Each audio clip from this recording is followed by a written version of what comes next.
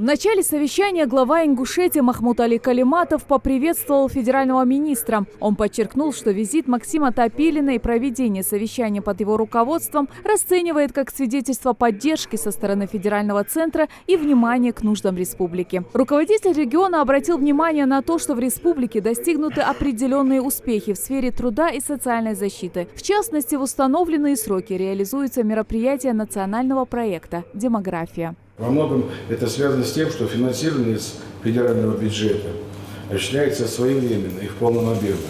Спасибо вам, Максим Анатольевич, за вашу помощь и поддержку. Вместе с тем, надо признать, что в социальной сфере остается немало нерешенных вопросов. Самое актуальное из них в республике слабо развитая инфраструктура социальной защиты населения.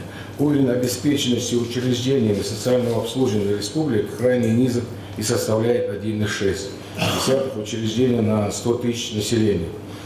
Это на порядок меньше, чем в других субъектов. В настоящее время в республике функционирует всего 7 учреждений социального обслуживания населения. В Ингушетии всего один республиканский социально-реабилитационный центр для несовершеннолетних, рассчитанный на 30 детей. Это при том, что у нас насчитывается 40 тысяч детей школьного возраста, находящихся в трудной жизненной ситуации. В республике нет ни одного комплексного центра социального обслуживания населения, ни одного реабилитационного центра для взрослых инвалидов. Максим Топилин, выступая перед собравшимися, отметил, что необходимо в кратчайшие сроки решить проблемные вопросы и начать работать на опережение. По его словам, необходимо четко оценивать все, что связано с полным освоением финансовых средств, так как деньги по нацпроекту «Демография» выделяются немалые. И с учетом специфики северокавказских республик, где традиционно рождаемость достаточно высокая в большинстве субъектов, особенно в Чеченской республике, в Дагестане, здесь в Ингушетии, в ряде регионов она пониже, но вместе с тем все-таки это более высокие показатели, чем по Российской Федерации. Мы уже в прошлый раз с вами говорили, что эту тенденцию нам очень важно здесь поддержать, сохранять и двигаться в позитивном направлении. Хотелось бы отметить, что у нас в этом году рост численности рождений наблюдается здесь, в Ингушетии, но он ниже, чем в прошлом году. Также Максим Анатольевич отметил, что в следующем году будут изменения, касающиеся длительности продолжения выплат пособий на первого и второго ребенка. По словам федерального министра, в регионах крайне низкое освоение по субсидиям. Он подчеркнул, что эта работа является целью не только федерального центра, но и общей задачей. Есть иной трансфер, есть субсидии. Иной трансфер – это все, что закрывается в этом году, вводится в этом году. Субсидии – это, как правило, вводные объекты следующего года. Но пока освоение по субсидии крайне низкое. Крайне низкое, сейчас я не буду говорить в процентах, думаю, что вы все на это обратите внимание. А по большому счету, если говорить о трехлетнем планировании, то сейчас вы должны в спокойном режиме, если бы все было бы нормально в начале года, в спокойном режиме осваивать те деньги, которые есть в этом году, и уже по большому счету начинать контрактоваться на следующий год. Вы знаете все лимиты, все объемы, вы должны заключать контракты по субсидии следующего года и 2021 года, потому что все 3 года всем известно, вся линейка есть, все объекты выстроены. Это так, да? То есть каждый знает, когда, в каком году, что вводится, все это предусмотрено не денежным соглашением. Ну и, соответственно, отражено в денежных соглашениях. Поэтому я очень вас прошу, и мы говорили об этом на селекторных совещаниях, надо начинать работать с опережением. Мы для этого и по вашей просьбе, на самом деле, все регионы говорили о чем? Короткий горизонт планирования. Мы не видим, что вы нам дадите из федерального бюджета через год, через 2. Как мы можем спланировать свои площадки, ПСД и так далее, и так далее. Сейчас все видно.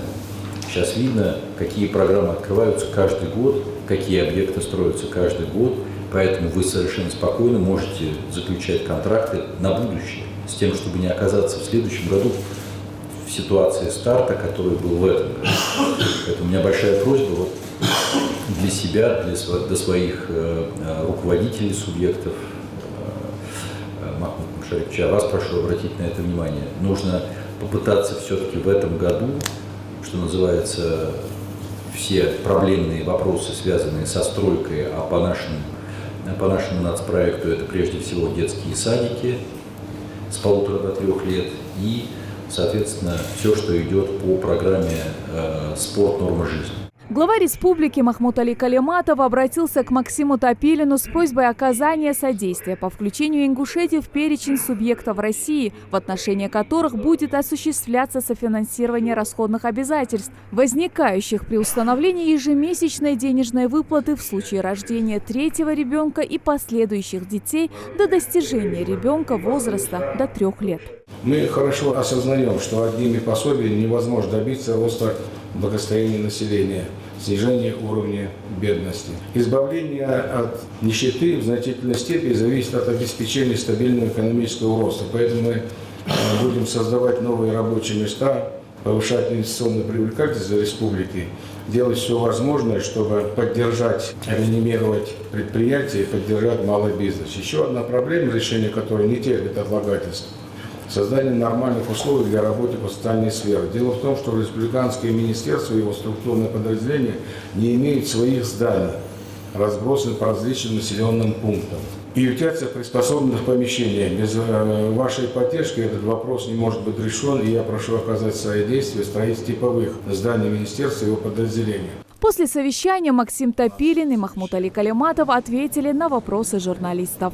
В рамках национального проекта «Демография» ведь не только вопросы и не только задачи, которые связаны с поддержкой семьи или с обучением. Строятся детские садики. Это все в нацпроекте «Демография». Строительство детских садов, а их не один десяток будет введен на протяжении 2019, 2020, 2021 года, это рабочие места, даже когда идет стройка. То есть это дополнительные, это инвестиции, которые создают рабочие места на каком-то определенном отрезке времени, когда идет строительство. Дальше это новые рабочие места с точки зрения труда воспитателей, педагогов и так далее, и так далее, и так далее. Это тоже связано. Казалось бы, проект «Демография», но он создает рабочие места. И так любые другие проекты, ведь в Ингушетии реализуются все национальные проекты, строятся школы по нацпроекту образования, многое происходит в рамках проекта здравоохранения, ФАПы и так далее, и так далее. Дороги, безопасные дороги. То есть вот то, что связано с реализацией национальных проектов, для республики является очень серьезным драйвером с точки зрения как раз рабочих мест и снижения уровня бедности и безработицы. Конечно, это все надо смотреть вместе, и я думаю, что в течение как раз и целью сегодняшнего нашего совещания является то, чтобы мы вышли на нормальные темпы работы. То есть первый год реализации проекта, он во многом, свою первую часть года мы занимались организационными вопросами, соглашений, электронный бюджет, но все это пройдено уже, и мы должны выйти на нормальные темпы освоения, на нормальную стандартную работу без каких-то там финишных ускорений там, и так далее. Все должно быть просто нормально, обычно идти. Не секрет, что в Ингушетии самая большая безработица. Вот на ваш взгляд, какие меры необходимо предпринять, чтобы значительно ее снизить? Ну, я, во-первых, хотел бы поблагодарить Максима Анатольевича. Сегодня очень подробно были и этот вопрос, и другие обсуждались.